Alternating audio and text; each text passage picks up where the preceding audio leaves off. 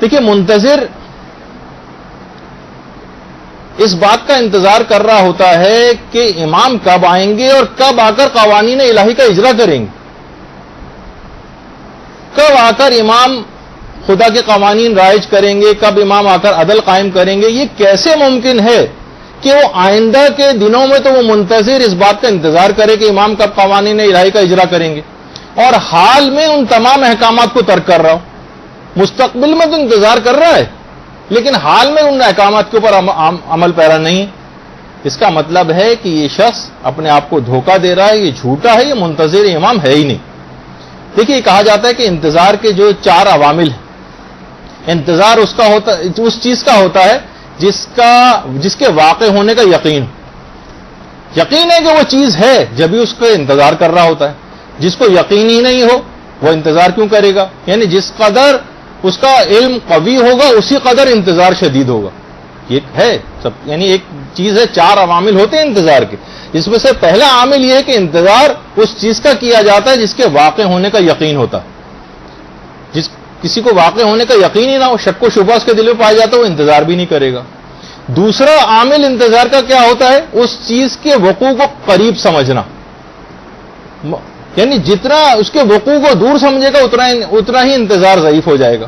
مثلا 5 سال بعد اگر کسی کے ابا کو آنا ہے، آج گئے ہیں ملک سے باہر، 5 سال بعد آئیں گے، تو انتظار یہ بھی کرے گا لیکن ضعیف انتظار ہوگا کہ وہ بہت دور سمجھ رہا ہے، 5 سال بہت بڑا عرصہ ہے اب والد صاحب کے آنے میں۔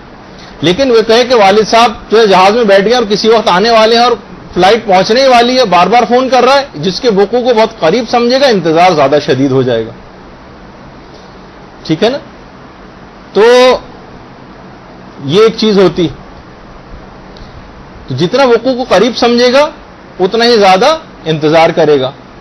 اچھا، جس وقوع پذیر ہونے والی چیز کو وہ چاہتا ہے، جس کو وہ اپنا مطلوب اور مقصود قرار دیتا ہے، اسی کا انتظار کرے گا۔ جو مطلوب ہی نہ ہو اس کو وہ انتظار کیوں کرے گا؟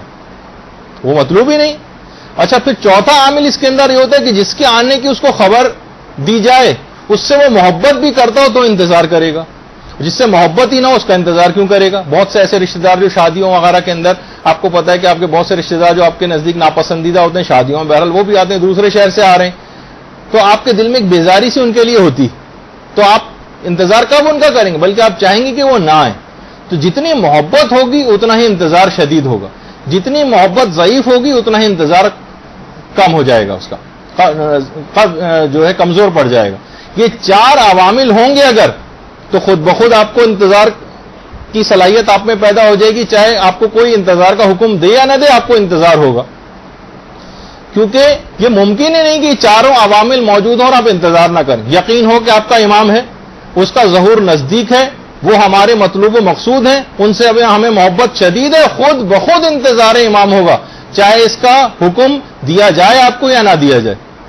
اچھا، اس کے مقابلے میں اس کا اگر آپ الٹا کر لیں، آپ کو امام کی کوئی پرواہ نہ ہو، آپ ان کے ظہور کو بہت دور سمجھ رہی ہوں، امام آپ کا ہدف اور مقصد ہی نہ ہو، اور آپ کو امام سے محبت شدید نہ ہو، تو آپ کو انتظار بھی نہیں ہوگا اور زبردستی حکم دینے کی ضرورت ہوگی کہ بھائی انتظار کرو۔ تو دیکھیے امام خود یہ بات بیان فرماتے ہیں کہ یہ جو کہا جاتا ہے نا کہ بہترین اعمال ہے، امام خود ارشاد اس متعلق فرماتے ہیں کہ تمہیں وہ تمام کام کرنے چاہیے جو تمہیں ہماری محبت سے قریب کریں، اور ان تمام کاموں سے تمہیں اجتناب کرنا پڑے گا جو ہماری محبت سے تم کو دور کر رہے ہیں۔ تمہاری کوئی بھی خبر ہم سے پوشیدہ نہیں۔ دیکھیے خدا کی طرف سے ہدایت کا جو وسیلہ ہے، ہدایت کا وسیلہ وہ امام ہے۔ اچھا، بندوں کی طرف سے ہدایت کی جو قبولیت ہے وہ اس کی دلیل کیا ہے؟ اطاعت۔ امام خدا کی طرف سے ہدایت کا ذریعہ ہے، لیکن بندہ اس ہدایت کو قبول کر رہا ہے، اس کی دلیل کیا ہے؟ اس کی دلیل اطاعت۔ اگر امت اطاعت پر آمادہ ہی نہ ہو تو خدا کو بھی کوئی جلدی نہیں، کوئی جلدی نہیں ہے اسے۔ تو آپ کو چاہیے کہ امام کے لیے کوئی کام کریں، کوئی خدمت انجام دیں۔ جب بلاوا آئے تو آپ میں کوئی ایسی صلاحیت پائی جاتی ہو کہ آپ کو کوئی خدمت انجام دینے کے لیے اٹھایا جائے، محض تماشائی کے طور پر آپ نہ اٹھائی جائیں قبر سے، اور نہ اٹھایا جائے گا اس طرح سے کہ چلیے بھائی آئیے دیکھیے کیسے حکومت ہوتی ہے، ہم تماش بین کی طرح سے کھڑے ہو جائیں جا کر وہاں۔ تو یہ جو تندرستی ہے، آپ کی فراغت ہے آپ کی، اس کو آپ کام میں لے کر آئیں۔ برحمتک یا ارحم الراحمین وصلى الله على محمد وآله الطاهرين.